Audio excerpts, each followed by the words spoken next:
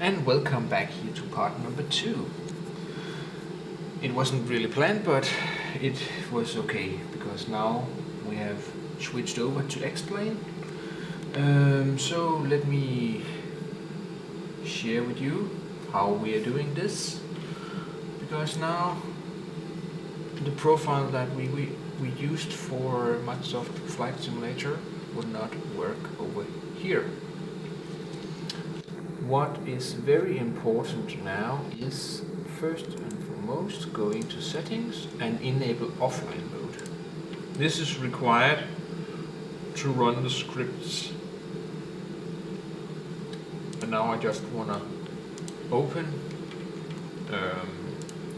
the profile I have made for explain,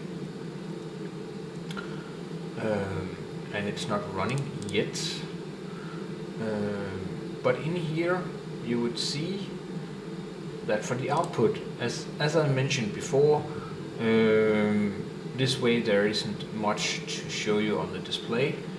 If we can have a look at this display, you can see it's at the moment when you just plug in your USB, you would just see this Moby Flight wishes you happy holidays text, and I just click the run.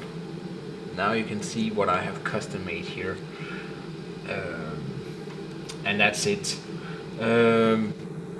If we then look up here to our inputs tab, now we go in and go to inputs. I have just done as before. Now that I already have made the profile for MSFS, I actually just got it out of the event and just set keyboard input. Then I have set the keyboard commands that I also set inside explain itself.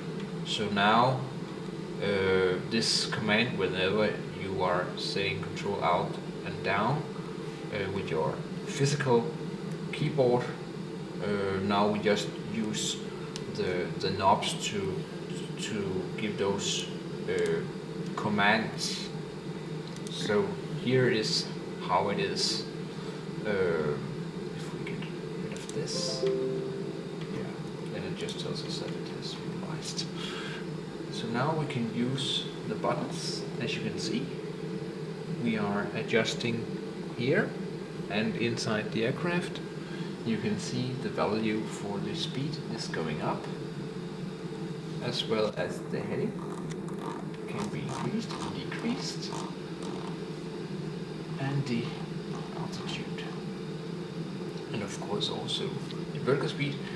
The vertical speed you can't see right now. You can see the wheel is moving, and that's because this is the same.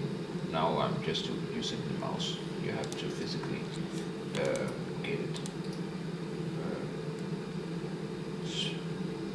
to work as it is a 737 at the moment.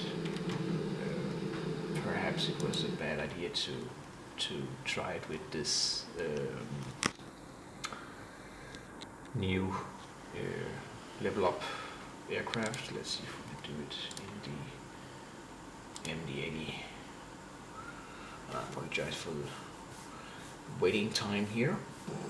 It's going to be quick, and already now you can see it has an input from before for the vertical speed.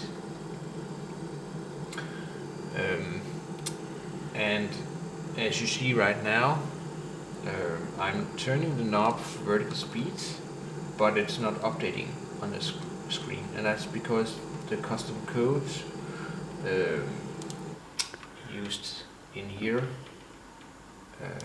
keyboard command, was set for the 737. So be aware of that, but that's always the case when you are using custom coded aircrafts, and that's the same whenever it is Microsoft Flight Simulator 2020 or Explain.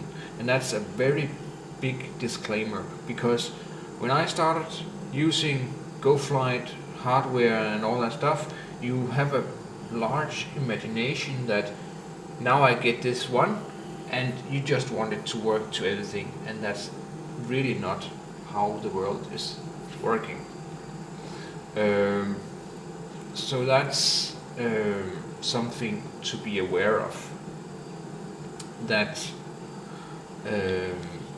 if you're creating such a profile here, I highly recommend that you are creating a profile for the specific aircraft. Of course, more or less, if you're using the aircraft that comes with the simulator, you can create a profile just like I did for Microsoft Flight Simulator 2020. But when it comes to custom-made aircrafts, there are custom codes, and you would require those codes to actually get communication with the simulator. So that's how it is, and it is an issue sadly we can't get around at the moment, but that's also what makes it more realistic when someone is creating an aircraft type. So this is also just to say that it can work fine, and normally things works best like in FS 2020 with the custom codes for the aircraft and such that ships with the simulator. Luckily, as we saw, there are some people that has found some values for add-on aircrafts, and that's very important. So I don't want to make false hopes for this. And you can say the way I have done my autopilot here, yes, it's simple. It's not like getting a real 737 interface looking device, and that's basically because I have taken the steps backwards and say now I can create an autopilot as how I want it. If I wanted 10 buttons, I could set that in. That would require another setup, but what I want to share with you right now is actually how is all this here connected to each other. So now let's open the box and see how things actually are, because it may look like a mess in here. As you can see, here we have the rotary encoders, and they are connected to the main Arduino board, as mentioned. Something to bear in mind here is that we actually have this here. This is actually primarily the power and the ground for the circuits. I have made it so that two of the rotaries are set for one power source. As you can see, I use 3 power sources. I use down here at the bottom of the card, we got 2 ports of 5 volts. One goes here and one goes here. Then you have the ground. They are in the opposite corner of the board. Then up here is actually just for the LCD. As mentioned, it's not required if you only want the simple interface for the simulator, because often having the display, well, normally you can see it in the simulator in real time, so it makes less sense to have it, as well as it makes your project more complicated to do than just simply plugging in some rotary encoders. Just be sure that you get the rotary encoders and not just rotaries, because if you get rotaries, you get into some issues like you would do if you use the analog interface, where you would see like a volume adjustment knob. It can only rotate 360 degrees, 180 degrees, whatever it could be, and then this would not be possible. You need a rotary encoder, so you just can rotate the knobs to an unlimited number, else you would be stuck with not being able to get to the right values if it even would work. So that's very, very important. And as you can see here,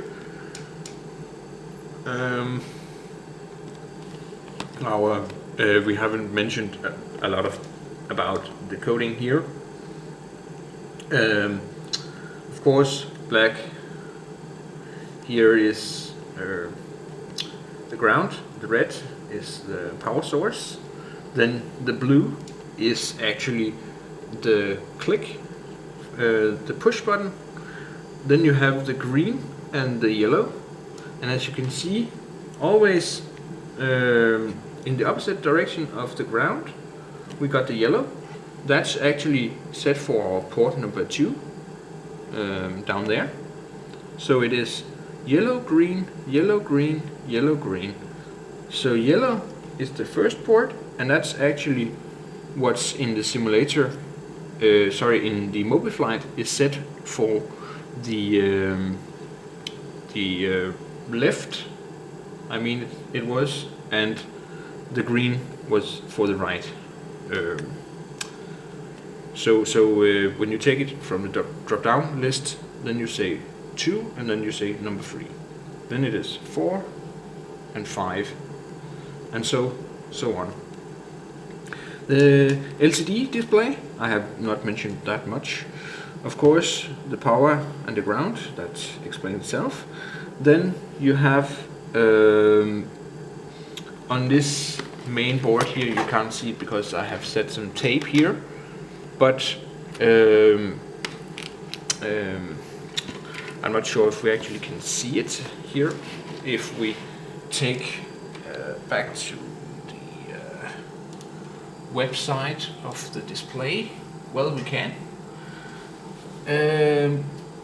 SCL is actually down on the Arduino board. We actually have the Arduino board here, and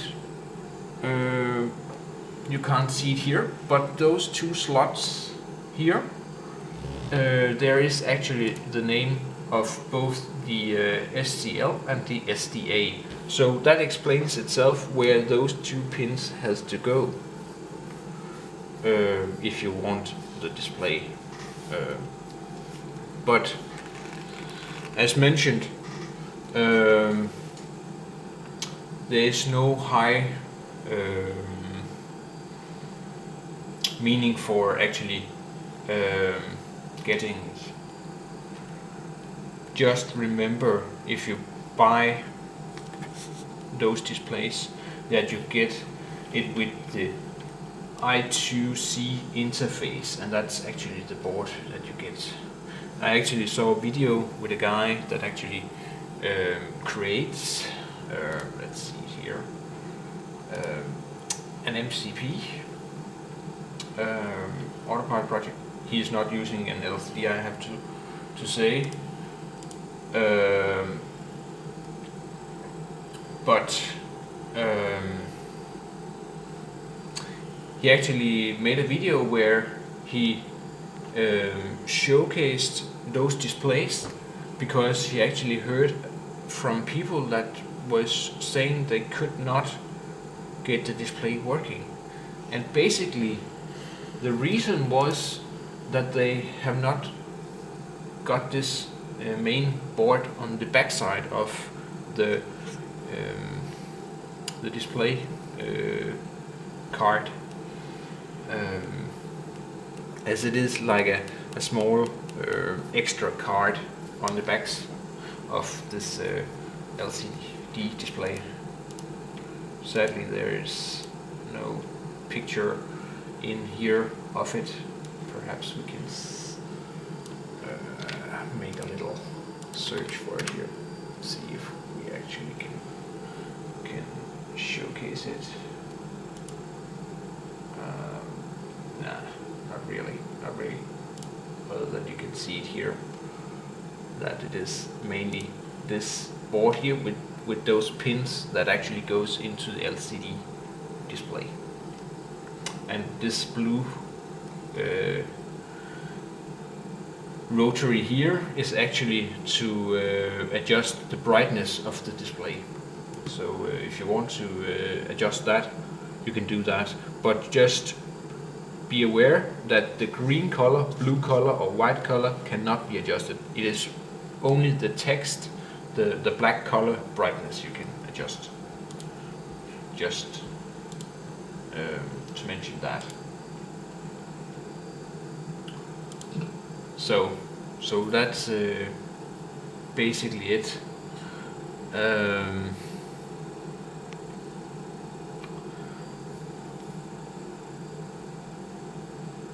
So I guess that was pretty much it for this video. It was not a full tutorial, basically because it would take a lot more time, as well, even it already has taken a lot of time, but there is a lot of things to take into consideration and to know, and there are YouTube videos from different people. So if you do your search as I did, it would be possible to make a project like this, because there are plenty of videos out there about how to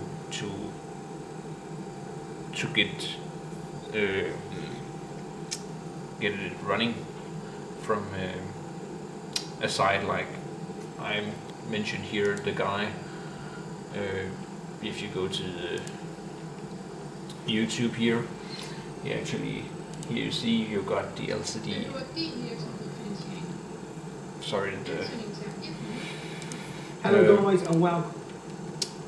Here he actually shows you, and here you actually can see that small board on the back side there, and that's very important, as I was trying to mention before. There are videos out there how to actually get it working, and by looking at a few videos you can figure it out yourself. And if there is enough demand for it, I could try to make shorter videos of how to actually set up one rotary and how it's done in Microsoft Flight Simulator 2020, if that's what people would like, as well as the LCD.